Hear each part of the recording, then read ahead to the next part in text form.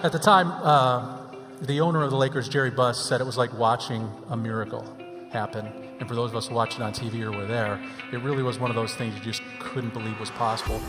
Did you, during the game, did you have to sort of like reset your beliefs?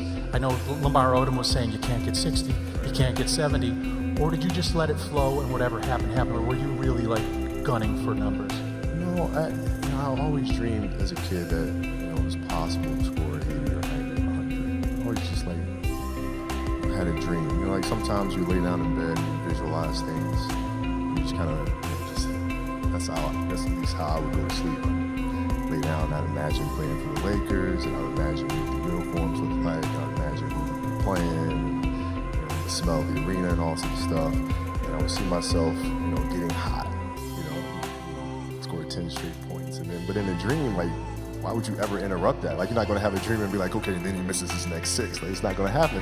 So you just keep dreaming and dreaming and dreaming, and before I go to sleep, I'm like at 120 points, And so when you grow up, downloading that into your brain over and over and over, and then that summer, I made 1,000 shots a day, 1,000, right? That's on top of weight training and my conditioning. I made 1,000 shots, and they weren't just shots. It were shots that you saw in that game. There were specific shots. I mean, it was coming out of the corner, going to the pinch post, footwork in the post, coming off the screen. It was very specific.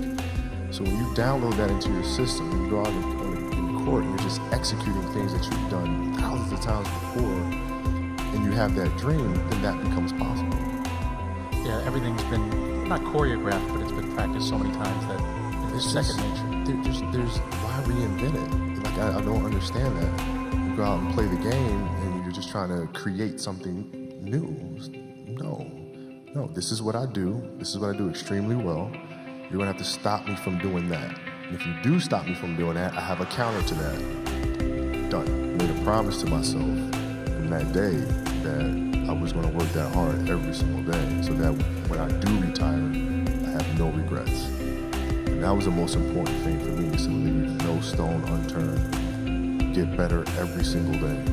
And if I lived that way, then over time, I'd have something that was beautiful. And that was my philosophy. It seems like a pretty simple one, but if you live your life to just get better every single day, you do that for 20 years, I mean, what do you have?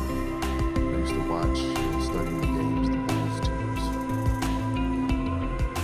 and watching their demeanor, watching their composure.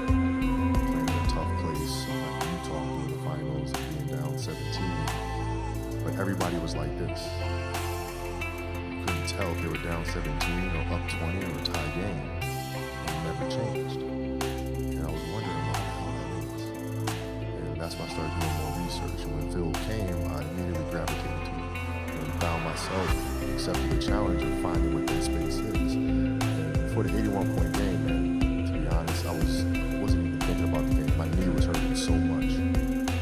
I didn't know then, but I had a flapper joint, cartilage stuck in my joint line. So my mind was really trying to go to a place where I don't feel that pain.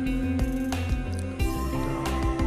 the game started, and because of that, I was just in a different space. I wasn't worried about what was to come. I wasn't worried about what just happened. I was just here.